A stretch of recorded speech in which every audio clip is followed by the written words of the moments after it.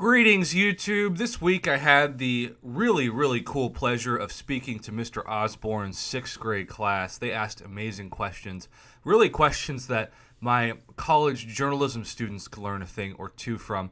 But some of the kids just downloaded the game, and they were asking what the heck they do to start playing it without being overwhelmed. And it got me to thinking, I haven't done a video like that in maybe over 6 months. So it's about time I dedicate this video to Mr. Osborne's 6th grade class in Lewistown, Illinois. And I also wanted to say that to all the beginners, I've been thinking about this. I would feel so overwhelmed if I started the game right now. Because when I started the game way back 4 years ago, presidencies ago, there were just 1, 2, 3, and basically 4-star champs. Maybe 5 stars existed, but I didn't know anybody who had them. We just had acts 1 through 4. Side quests were rare, and offers, especially micro-transaction offers, that pop up based on your progression of items didn't exist either. So there was just a lot less to feel overwhelmed by. And yet, I still made every mistake you can possibly make in this game. I didn't join an alliance for like the first year that I played this game. And when I finally did, I got kicked out of like, maybe my record was like, I got kicked out of 12 alliances in one day because I didn't know what alliance quest was. I would join it, and then I wouldn't move because I wouldn't know what the heck was going on. I didn't know where I should go, and I also didn't download the Line app because I didn't know what the heck that thing was. I saw in global chat, people were like, must have Line, and I'm like, a line? Like, does that mean you can't be out of line? Like, you got to behave? I don't know. I have no idea. So, learn from my mistakes. It is amazing that my account is so successful now. But it's because I found some amazing alliances that took pity on me for basically knowing nothing over a year into the game. Like, it's really sad when you tell somebody, I've been playing this game for over a year, and they look at your account and they're like, how is that possible? I've been playing this game for a month and I'm doing better than you. I'm just like, well, I guess I'm just really dumb. So, learn from my dumb mistakes and allow me to give you some tips to make MCOC easier to progress and just make it easier in general. Because there are a lot of mistakes that are easy to make that will come back to bite you, and a lot of summoners are finding that out the hard way this week in variant number 4 because they don't have their 1-star champs with the 1-star gate, and Kabam is trying to gouge summoners with rare drop rates for 1-stars in way too overpriced hero crystals. Alright, so here's the deal, YouTube. When it comes to champions, when you're starting out, 1- and 2-star champions, 2 stars even, they seem like they are so powerful. And compared to 1-stars, they really are, especially because they get that special 3. And when you learn how to do a special 3 for the first time, it's life-changing. It's like Mortal Kombat at its best. So, I'm a big fan of 2 stars, and my first bit of advice to summoners starting out is to rank up 5 2-stars. Rank up at least 5 2-stars that you want to play with, that eventually when you reach that certain level where you can have 5 champions in your attack team, you'll have at least all maxed out 2 stars. And I also would advise you to have them be 5 different classes if possible, because one thing I was good at, because I was kind of learning from my Pokemon days, was, okay, I know certain classes are better against other classes. It's like rock, paper, scissors, it kind of felt like, and so I want to have a variety of classes from tech to skill to mystic to cosmic to science to mutant that I can take in and be ready. Now, honestly, that was my first strategy. Just get 5 champs of 5 different classes up. Now, your strategy is going to change as you progress, and most importantly, as you gain 3-star champions. 3 stars are really where the strategy starts to come into play, because 2 stars, they're really easy to rank up for the most part with rank up materials. You don't need a ton of rare rank ups. But 3 stars, they start to cause you and they start to force you, especially when you're trying to max rank them, to find certain things like tier 3 class catalyst. And especially tier 3 basic. I think tier 3 class catalyst, are for 4 stars. I think you need a total of 3 tier 2 class catalyst for 3 stars to rank up. You need 1 at what, rank 3, and then 2 more at rank 4, maybe? Something like that. Okay, so, first bit of advice, never sell champs. I don't know why Kabam even gives you the option to sell champs, because it just hurts you so badly, especially because when I started the game, there weren't these things called max signature ability crystals.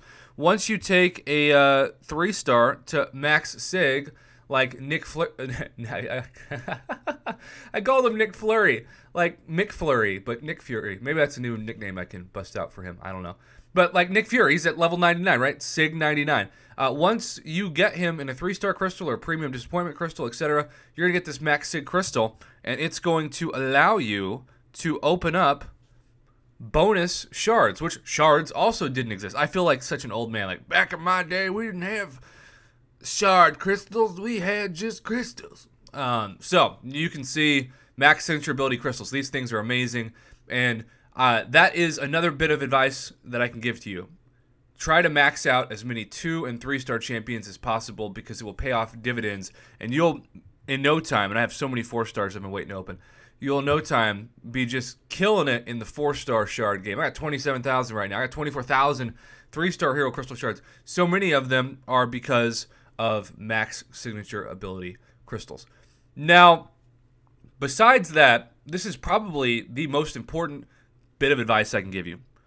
Use all of the units you get, every single one of them, on Mastery cores. Masteries sound expensive. I was hanging out with the Mama Bear clan in Chicago this year, and Mama Bear's been playing the game for a long time, and she still didn't know what the heck Masteries really were, because they just felt overwhelming.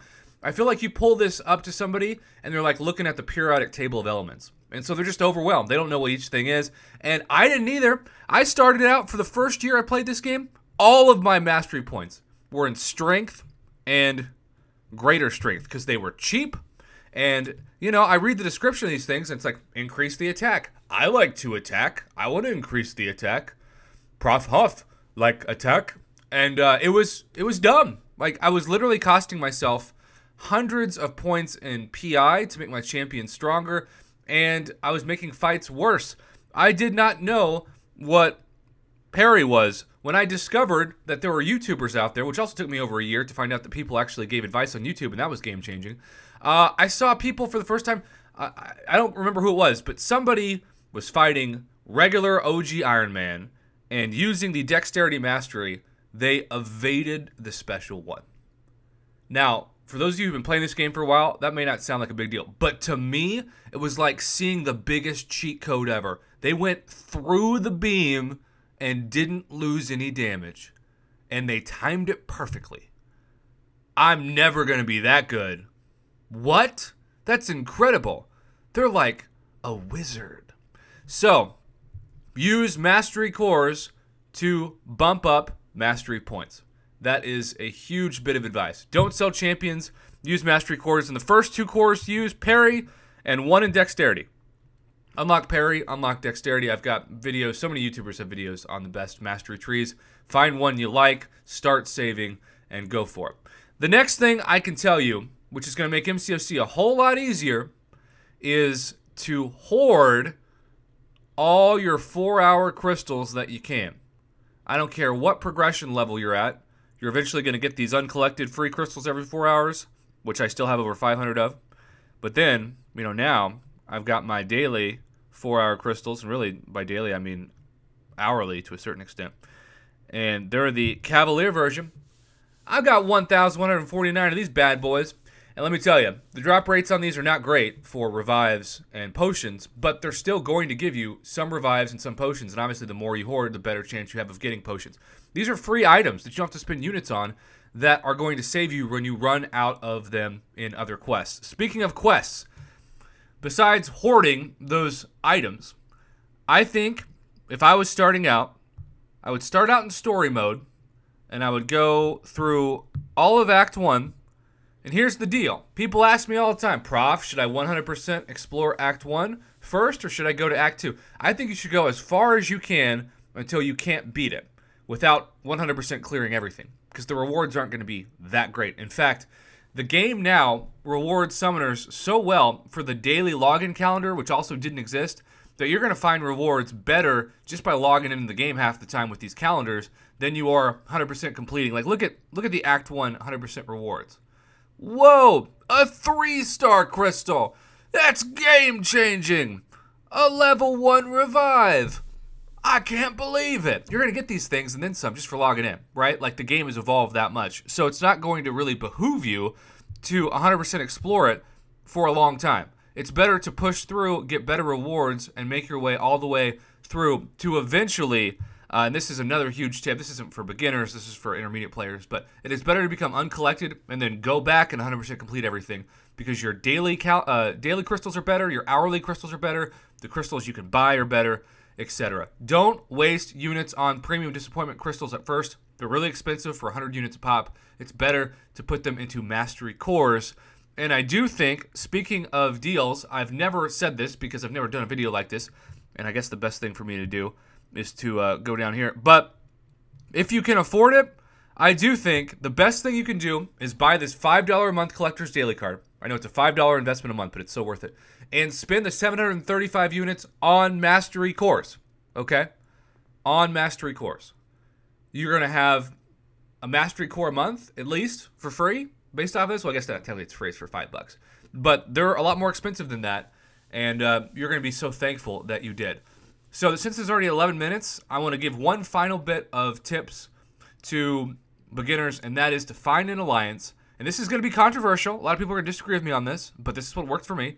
Find an alliance that only does alliance quest at first, not alliance war, because you're going to be overwhelmed because you're not going to have enough champions.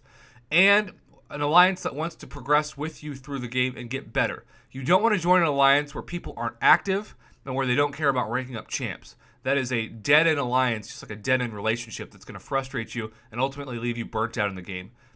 It's okay to date around until you find an alliance that you're comfortable with, but don't commit to a bad alliance early because it will seriously hurt your progression big time, and it could stunt you for literally years. I've heard all the time, Prof, I'm in a bad alliance, but these people are my friends, but don't really care about the game, and they don't communicate, and they don't move, and I feel like I have to drag them, and they always wait for me to kill the boss.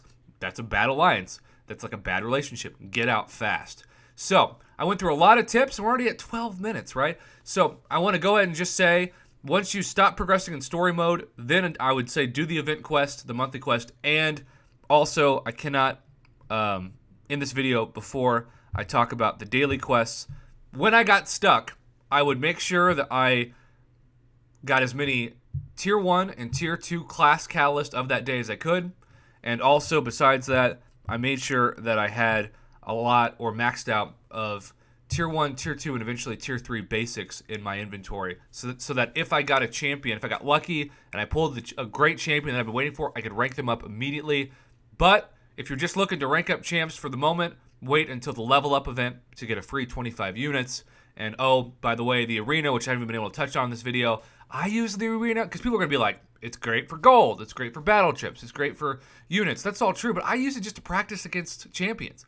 Like, that's what I felt like the arena benefited me the most, because when I was able to fight against other champions and the stakes were not too high like they would be in, say, story mode, I was able to get a lot better without having to worry about, like, really losing a potion or revive if I got stuck. And I would start off the best arena, and I tell people this now that are still just looking to get units and stuff. The best arena for your time is the 3-star arena. You're going to get the most milestones, the fastest, and a lot of people, even if you don't play the arena at all, have 3-star arena boosts that they're just wasting and not using, and those things are worth as many points for maxed out 3 stars often as like rank 4 stars. So there you have it, YouTube. That was a lot of information in a relatively short amount of time, but this is a shout out to the 6th grade class I spoke to. You all are awesome. I'll be back. Skype in, check in with you all again. Hopefully mentor as many of you as I can, because that's what life's all about, mentoring and helping out those who are looking for advice. Have a great day, YouTube, and a great rest of your weekend, even if you're watching this, I don't know, 6 months from now. Thanks for watching.